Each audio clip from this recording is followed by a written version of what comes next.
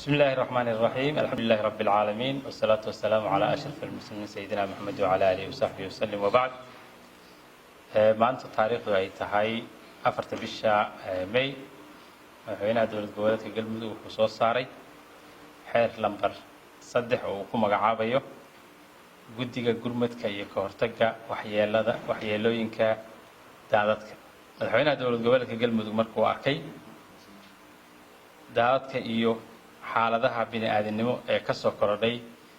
soo kordhay deegaanada Bacadweyne markuu arkay baahida loo qabo in si degdeg ah gurmad dhinac walba loo fidiyo dadka waxyeeladu ka soo gaartay daadadka guga ee ka da'aya deegaanada Galmudug markuu tixgeliyay in wali lagu guda jiro xilliga roobka guga iyo in ay soo laaban karaan fatahaado noocaas oo kala ah madaxweynuhu wuxuu xeeriyay magacaabidda guddiga ka hortagga waxyeelada daadadka oo kala ah wasaaradda gargaarka iyo maareynta musiibooyinka wasaaradda caafimaadka iyo daryeelka bulshada wasaaradda maaliyadda wasaaradda arrimaha gudaha federaalka iyo dib u heshiisiinta iyo wasaaradda howlaha guud iyo dib u dhiska. qodobka labaad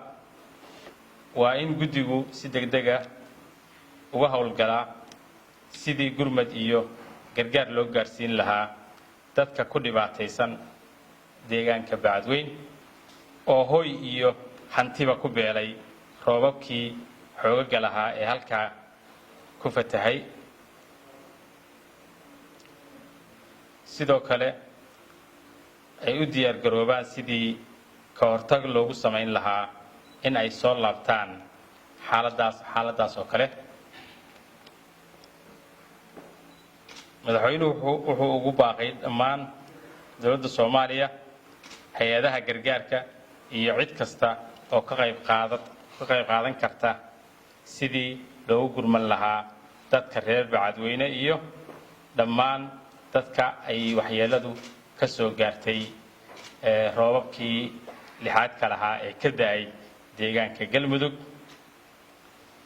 xeerkan wuxuu dhaqan gelayaa marka uu saxiixo madaxweynaha dowlad goboleedka Galmudug